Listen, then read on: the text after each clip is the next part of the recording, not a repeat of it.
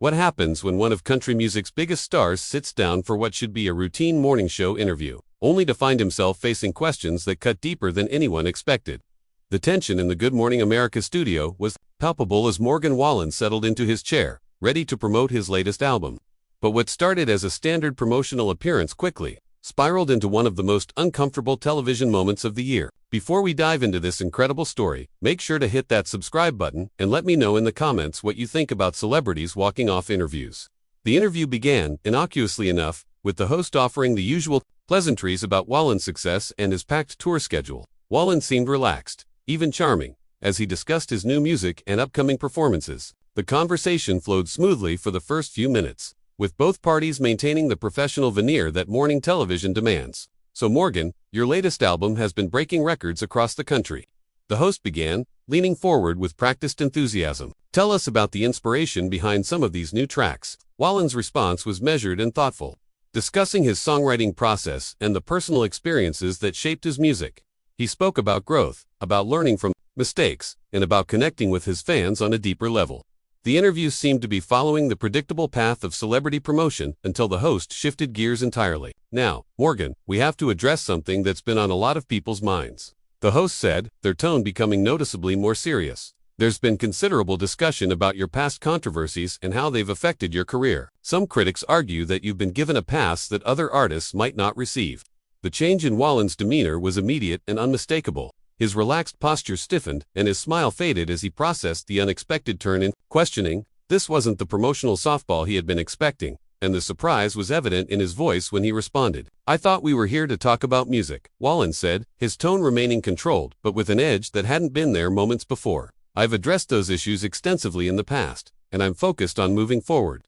The host, however, wasn't backing down. "But don't you think your fans deserve to hear how you've genuinely changed, rather than just moving on? There are people who feel that accountability means more than just saying you've learned and grown." Wallen's jaw tightened visibly, and he shifted in his chair, clearly uncomfortable with the direction of the conversation. "I've done the work," he replied, his voice becoming more clipped. "I've made amends where I needed to make amends. I'm not going to sit here and be lectured about accountability when I've already taken responsibility."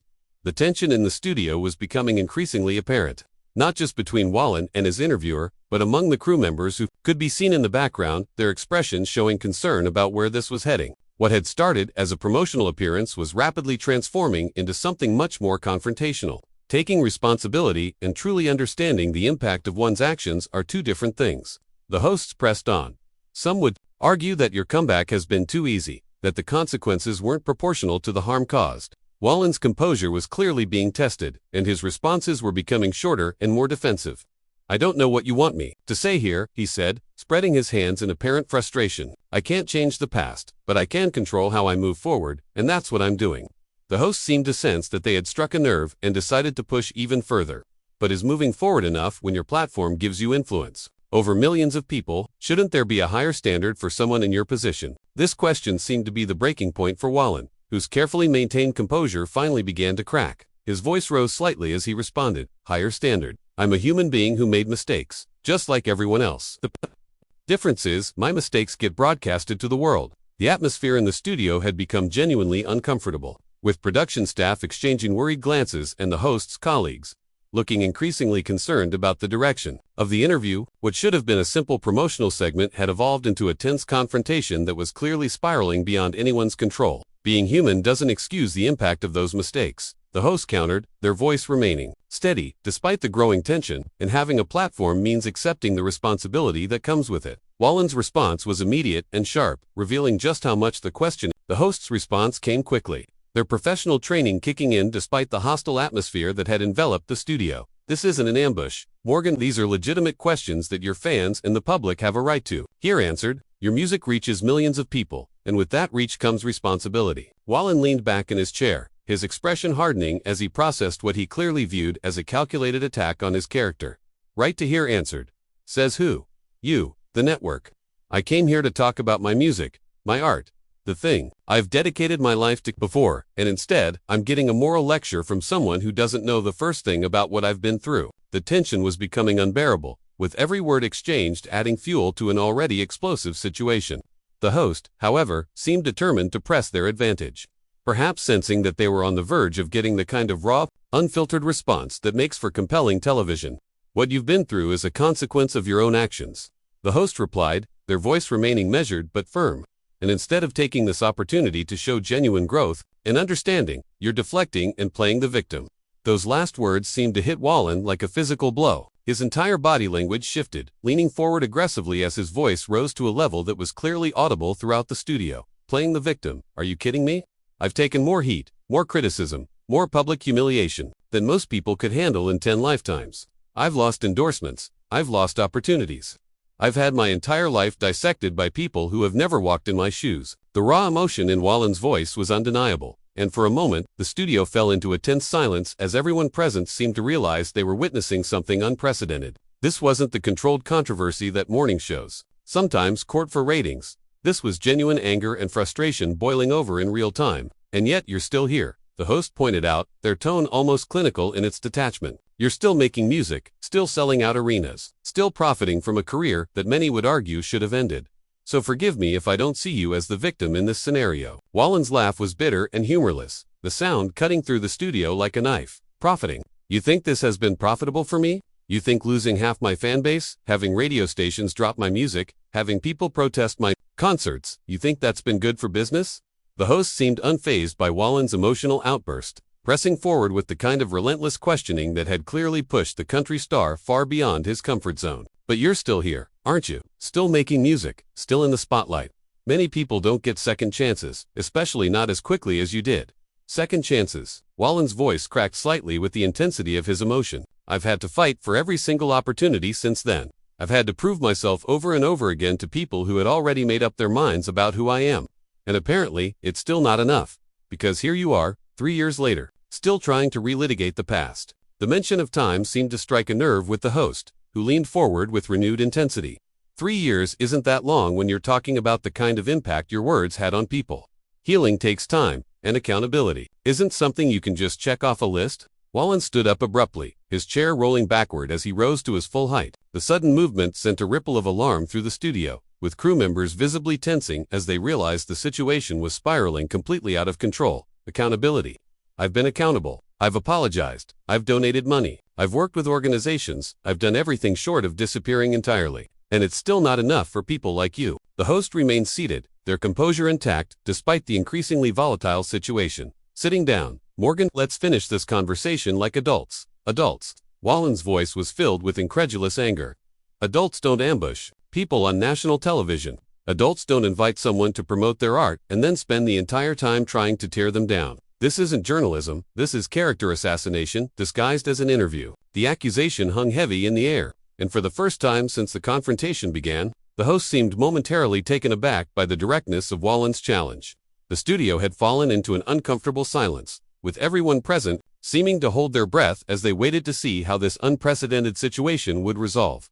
Character assassination. The host finally responded, their voice carrying just a hint of defensiveness for the first time. I'm asking you questions that any journalist worth their salt would ask. Your past actions are part of your story, whether you like it or not. Wallen was pacing now, his agitation clear as he moved back and forth behind his chair. My story. You don't know my story. You know headlines, you know sound bites, you know whatever narrative fits your agenda.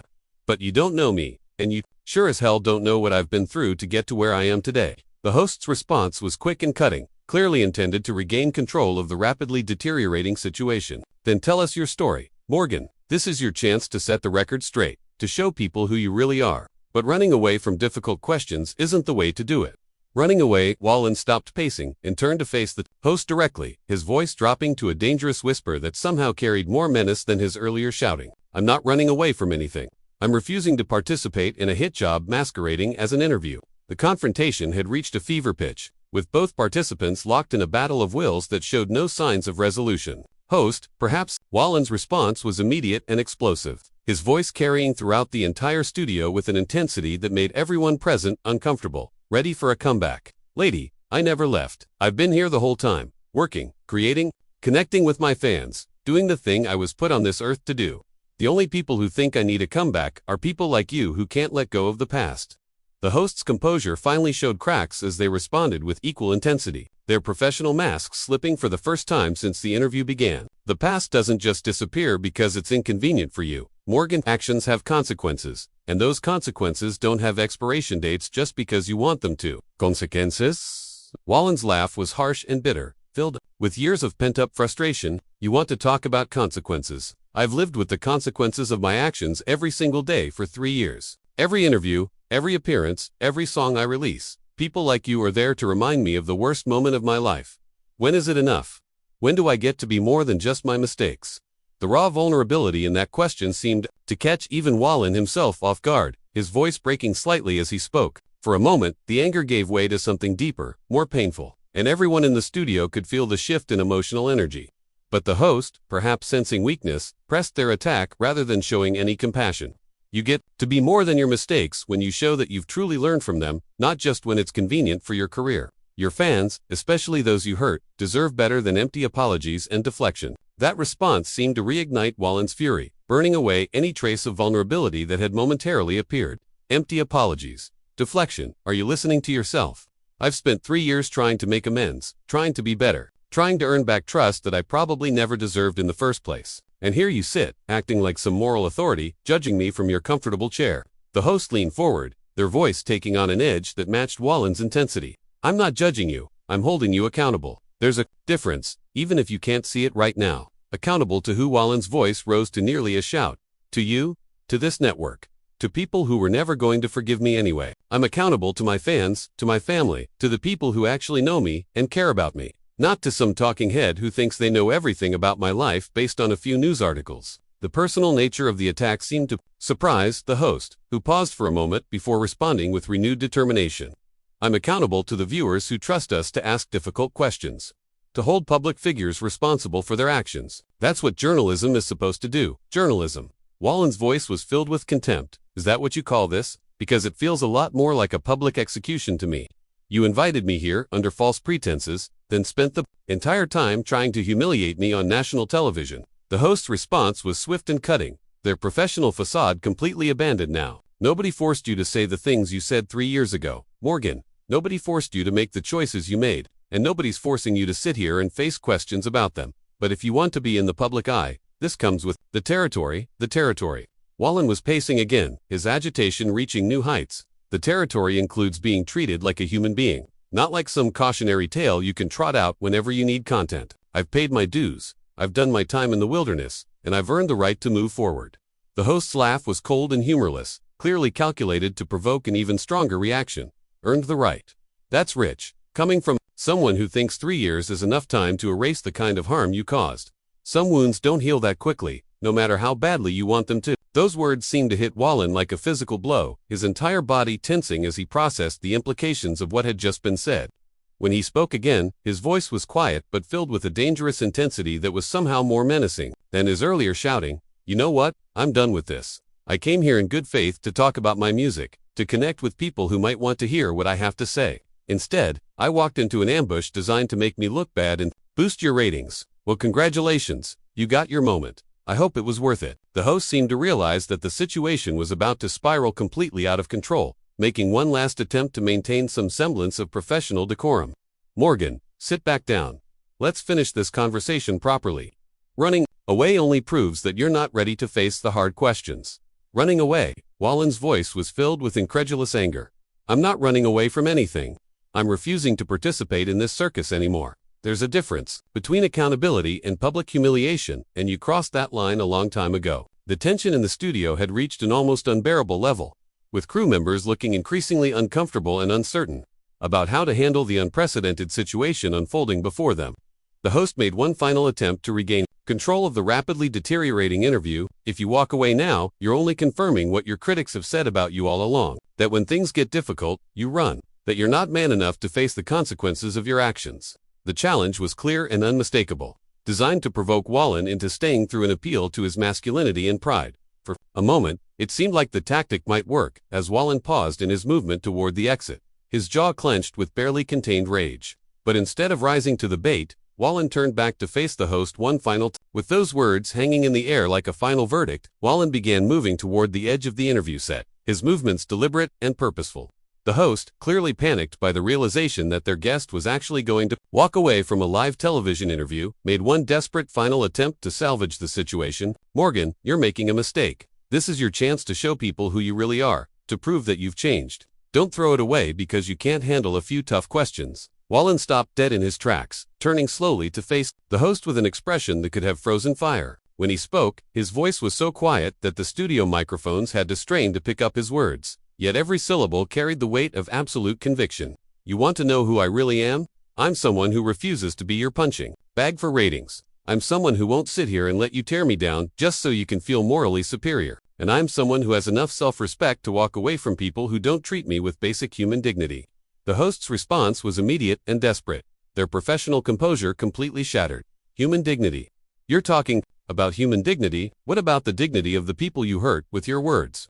What about their right to see genuine accountability instead of this victim mentality?" That accusation seemed to stop Wallen in his tracks once more, and for a moment, the entire studio held its breath as everyone waited to see how he would respond to what was clearly intended as a final provocation. When he turned around this time, there was something different in his expression, a cold fury that was somehow more frightening than all his previous anger. Victim mentality. His voice was barely above a whisper, yet it carried more menace than any of his earlier shouting. "You think I'm playing the victim? Lady, I've taken responsibility for my actions in ways you couldn't even imagine.